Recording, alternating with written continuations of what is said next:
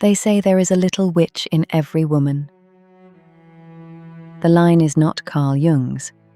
It comes from a beloved story about two sisters. A story returning to the cinema in a few short weeks, almost 30 years after a generation of women first fell in love with it. But here is what I want to show you tonight. Jung would have agreed with every word of it. He knew where the little witch lives. He knew why she frightens people. And he knew exactly what happened to yours. Because something did happen to yours. You remember her, even if you have not seen her in years. In Emberhollow, a careful woman named Rowan is about to open a trunk. Beneath the letters inside it, wrapped in linen, something is waiting. Stay with me until she finds it. It belongs to you too. Rowan was the most careful woman in the village. Every button done, every word measured twice. If you asked the neighbors, they would tell you she was lovely, and then struggle to tell you one thing more. Her grandmother was another matter. She lived at the forest edge, past the last lamp, in a cottage with herbs hanging from every beam, and the village called her the witch. Children dared each other to touch her gate. Women crossed the lane rather than pass her door. Rowan grew up watching that, and somewhere along the way, she made her whole life into an apology for it. Then, at midwinter, her grandmother died, and left her everything. The cottage, the garden, and in the attic, a trunk of letters addressed to Rowan in a strong, sloping hand. Beneath the letters, something small, wrapped in linen. She began with the letters. The first letter was dated the year Rowan was born. They will have told you what I am, so let me tell you what I see from this window. The same feet that cross the lane at noon, wear a path to my door after dark. They come for teas and tinctures, for their marriages, for their grief. The baker's wife has sat at my table more often than at her own sister's. Remember that when they tell you about me. Remember who knocks. Set the letter down with me a moment, seeker, because this is the riddle Carl Jung solved. Why do people fear a woman they secretly need? He answered it in one sentence. Projections change the world into the replica of one's own unknown face. The village did not see Rowan's grandmother at all. It never had. It looked at her and saw everything it could not admit about itself. Its hungers, its griefs, its wildness, and it called what it saw a witch. She was not their danger. She was their mirror. And now I want to find the doorway. Yours. You were young. On the other side of a door, someone was describing you, fondly enough. And through the gap you heard it. She's a lot. Too loud, too sensitive, too much. No one meant harm. But a girl standing in a doorway like that makes a decision quietly in about 4 seconds, and then spends 30 years keeping it. Be less. Laugh smaller. Want quieter.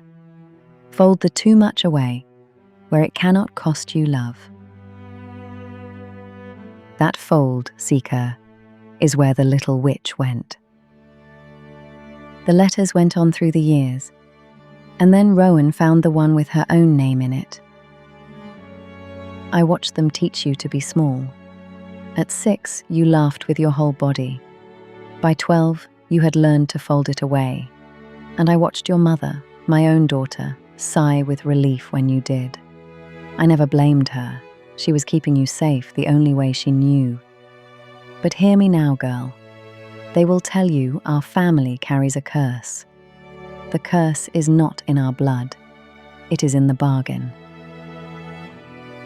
There it is in her sloping hand, the bargain. Your power traded for their comfort. Belonging, purchased with your own vanishing. Every woman I have ever known was offered those terms.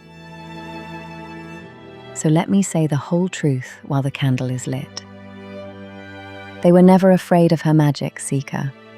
They were afraid of their own reflection, and she carried it for them, her whole life, out at the forest edge. You are carrying one too. Every woman who was ever called too much is carrying one. And Jung was honest about what comes next, so I will be. He said that facing what we have pushed into the dark takes real moral effort. Taking your magic back will cost you some comfort. People liked the bargain. Some of them will miss the smaller you, and they may say so. Do it anyway. The curse was never in your blood. It was in the bargain. And a bargain, unlike blood, can be ended. Which brings us to the bottom of the trunk. The last letter was 1 line long. What is beneath these is yours now. Use it the way the village never could. Rowan lifted out the linen bundle, unwrapped it, and sat very still. A small silver hand mirror, old, plain, polished bright. Her grandmother had spent 60 years being the village's mirror, and her last act was to hand the glass to Rowan turned the other way, because in it, for the first time since a doorway long ago, Rowan looked at her own face long enough to see something behind her eyes. Something folded, something waiting, a little witch, alive after all these years. There is a mirror like it on the table beside me. You may have noticed it catching the light. So here is the one small thing I would like from you. Leave 1 sentence below this video. Name the magic you folded away. The loud laugh, the cards, the paints, the opinions, the red coat. And end it with a few words for the next woman who is still keeping the bargain. 1 sentence of yours might end 30 years of hers. And when you have left it, look at the sentences already there. A whole gathering of women, each one deciding to be a lot again. If you find the place empty, and you are the very first, leave yours anyway. Every gathering begins with one woman who spoke first. Be her. Rowan stayed in the cottage that night, and by candlelight she did the thing that tells you the bargain was truly over. She took up her grandmother's pen and added a letter of her own to the trunk. On top, addressed to whoever inherits it next. It begins. They will tell you about us. Do not believe them. Ask the mirror instead.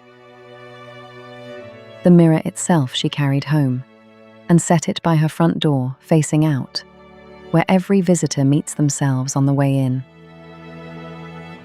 Now, if what you folded away feels less like a bargain you made, and more like a light that something else covered, grief, or years of being needed by everyone at once, I have made you that answer already.